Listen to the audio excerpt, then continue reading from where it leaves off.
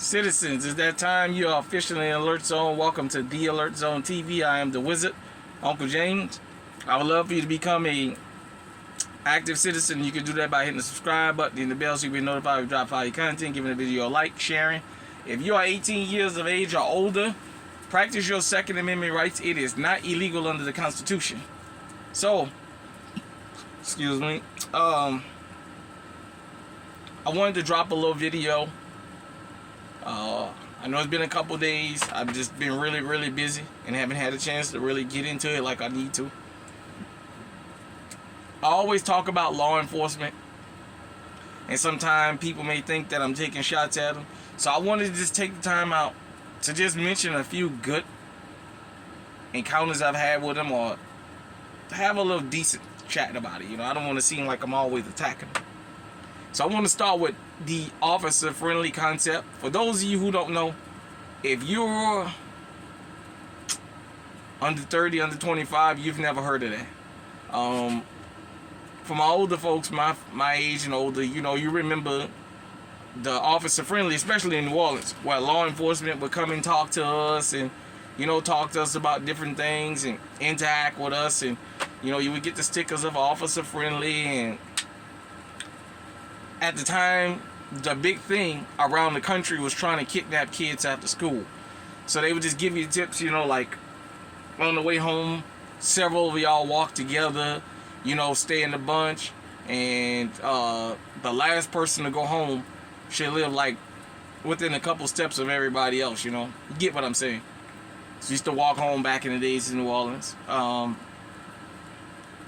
The TV show, well, the cartoon Cops. There was a cartoon called Cops with Bulletproof Vest and Berserker and I can't remember, Nightshade and the rest of that bunch. But they would give you tips throughout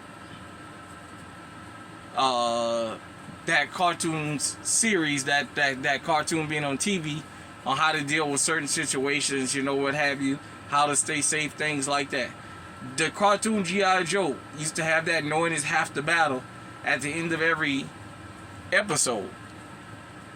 And to be honest, we kind of look forward to Officer Friendly. You know, I know you're going to hear a lot of the rap music guys from that age say, oh, we didn't do that, and oh, we didn't play cops and robbers. That's bullshit.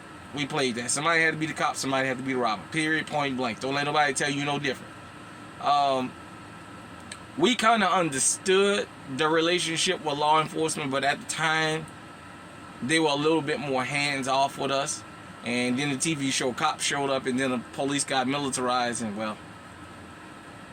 I wanted to mention another person whom was influential in my life. I know he wasn't a cop, but he was in law enforcement in the sense of when I got to 6th grade at Carter G. Woodson in New Orleans, uptown, by the Magnolia Project. For those of you who don't know, I don't believe it's there anymore. We had a security guard. Shout out to Gun Freak Nation, because you probably heard this story if you came from Gun Freak Nation. We had a security guard named Mr. Malone. Mr. Malone was, to me, a good security guard. He was armed. Mr. Malone would come and not only chastise us, but he would talk to us. He had a hell of a shot. You know, when he would shoot basketball with us, it would be all nets with his little 6-shot 38 revolver on the side of him.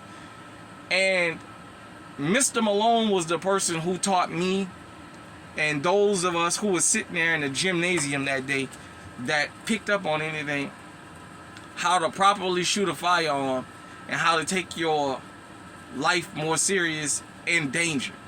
And I remember one of my classmates, I'm not at liberty to say his name because I haven't talked to him since we probably was 12, 13 years old. So, you know, I don't like to try and throw too many people names out, you know, unless I have the permission to kind of mention them from then. But we were having a conversation about guns, and Mr. Malone asked him, show me how you would shoot a gun. And he was like, he said, no, show me. I'm not going to turn you to the office. So he was doing like that. And you know, by instinct, most of us that do like that, even dry-handed as kids, just automatically your hand kicks back. And he said, you see that what you just did? He said that would get a lot of innocent people killed. He said, because you don't have a control of the gun. He said every time you squeeze the trigger and your hand do like that, the bullet is going in the air. Or for some of y'all who want to do that sideways stuff when y'all shoot, this is how you guys hit the wrong person. He said the way you hold the firearm is like that and like that. He said so you can keep control of the firearm and you can hit your target. You know, I was in the 8th grade by the time we had this conversation. And he was like one of them truancy school resource officers that came along back then. You know, the ones that used to wear the green pants and the like green and gray button-down shirt. If you're from the old New Orleans, you know what I mean by that. And I remember one day some friends of mine was making a joke about if a shootout breaks out, everybody gonna have big guns, long guns, automatic weapons, and he's just gonna have his little revolver going pew pew pew pew. And Mr. Malone started laughing and he said, you guys are gonna be proud to hear that. He said, because while them fools out there just spraying everything with bullets, he said, I'm gonna be taking them out. He said, if the shit hits the fan, the difference between me and some of these other security guards is I'm gonna go to the trouble to save the kids. A lot of these security guards around here is big and bad in the school district until the threat comes, and then when the threat comes, they leave. Like down there at that Stoneman Douglas down there in Florida. When Nicholas Cruz went on his little rampage, the school resource officer fled.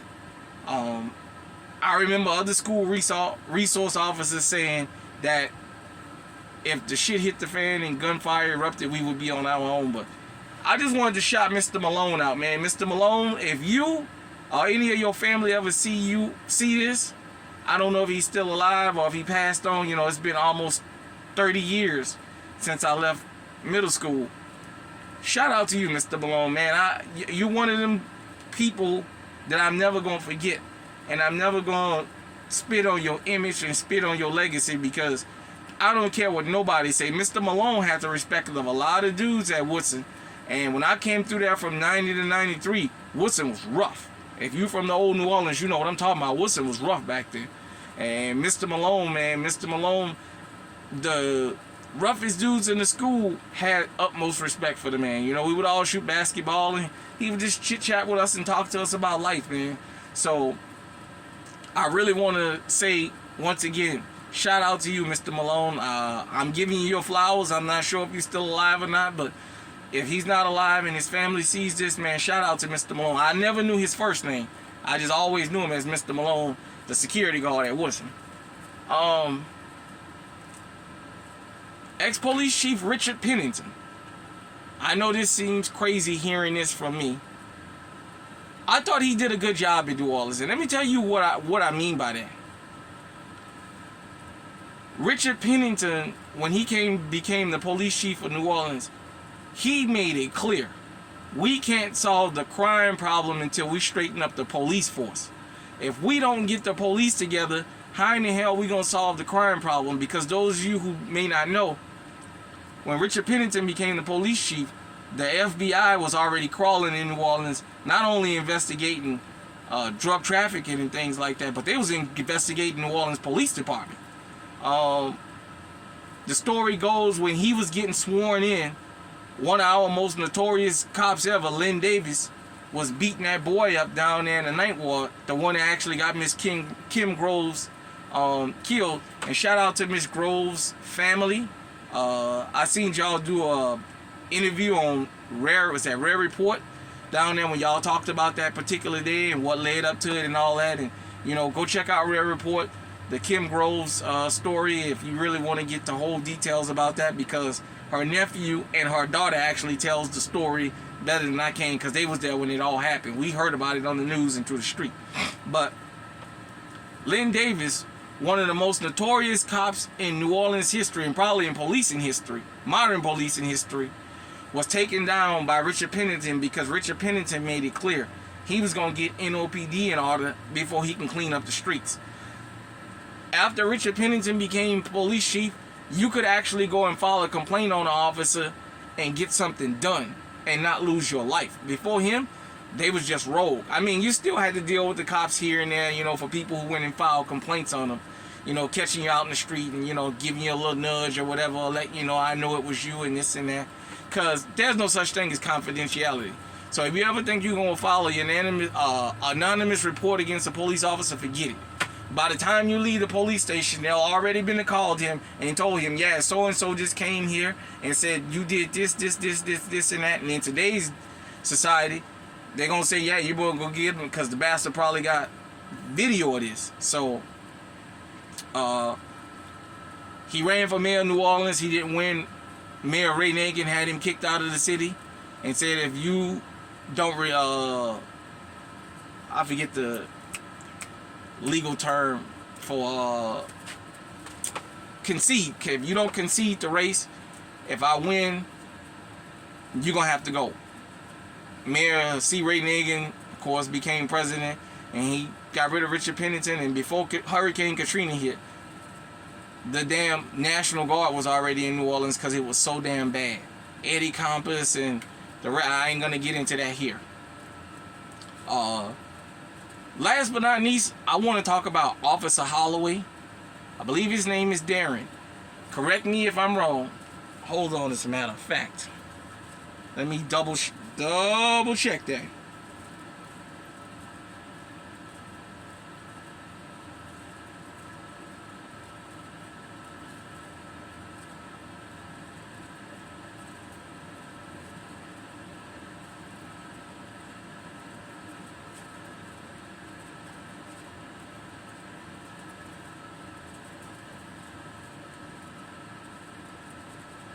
Daryl. I'm sorry. Officer Daryl Holloway. Officer Daryl Holloway was a pretty good officer. He patrolled the Ninth Ward area down around the Florida Project. I remember the respect the street dudes would show him. I remember when he told people that, come on, I gotta take you. You got a warrant, this or that. How they wouldn't put up a fight with him. It was sad to see him lose his life, and the way I heard that he lost his life because I had already moved away. I've never heard anything bad about him. He had a partner down there. If you lived in the Ninth Ward in the Florida Project area, you know who I'm talking about. That little bald head loudmouth motherfucker. I ain't gonna say his name, but you know who I'm talking about. And I shouldn't say this, but I'm gonna say this. What's really unfortunate about law enforcement officers that's killed in the line of duty through violence, it's usually the decent officers that we lose. The Derek Chauvins, those types live forever. The Lynn Davis, he had that woman killed in 95, 96. Hell, it's 2013 and that bastard's still, 2023, I'm sorry. And that bastard's still alive. You know what I'm saying? For those of you who may not understand why in certain communities certain officers, or when you hear about an officer being deleted, it's celebrated. It's just unfortunate sometimes that it's the wrong one. But this is because, you guys know the problem about policing. I'll get into it in another video. But Officer Holloway, I remember he would follow the kids home from Lockett, made sure nothing happened to them. I mean, I just thought he was a good all-around officer. I watched on the first 48 or whatever. They had like a memorial at his mom's house, I believe, and all the people that showed up in support, they had gangsters out there crying. I'm talking about stone gangsters, because the guy had a good reputation. And I'm going to say this. If 50% of New Orleans Police Department conducted themselves the way that man conducted themselves, the city of New Orleans wouldn't have been what it was, and what it probably still is. And this is not a rant against law enforcement. I'm just saying, across the country, a lot of times we lose good officers that do the right thing because of the bad ones. So, I just wanted to kind of shine light a little bit and talk about there was some law enforcement people in that kind of capacity that did have a positive effect on my life. I don't want it to seem like every time was bad. We knew some really good officers, and we knew some of them that was just fucking pure D shit, man. We had some of them that said, I joined to help keep the community safe, and we had some that said, I joined to terrorize you motherfuckers. I mean, that's just what it was. So hit me in the comment section and let me know what you think. Till next time, stay safe, stay on high alert. We out.